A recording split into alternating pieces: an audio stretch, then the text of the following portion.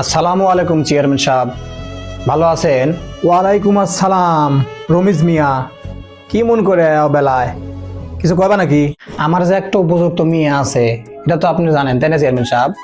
হ্যাঁ রমিজ মিয়া, এটা তো জানি তোমার এক উপযুক্ত মেয়ে আছে ঘরে। মেয়েটার বয়স তো আর কম হলো না চাচা, বিভিন্ন জায়গার থেকে বিয়ের সম্বন্ধও আসতেছে।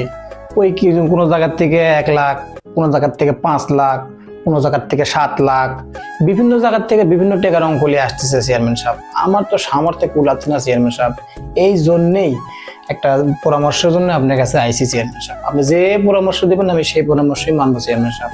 তাহলে রমিজ মিয়া এক কাজ করো, তোমার কাছে যদি অল্প কিছু টাকা থাকে একটা মোবাইল কিনে এসে তোমার মেয়েকে দাও। কি করলেন চেয়ারম্যান সাহেব?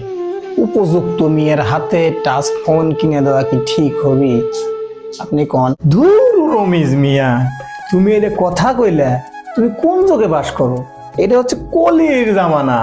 খালি ফোনটা কিনে দাও, তারপরে দেখবে খেলা।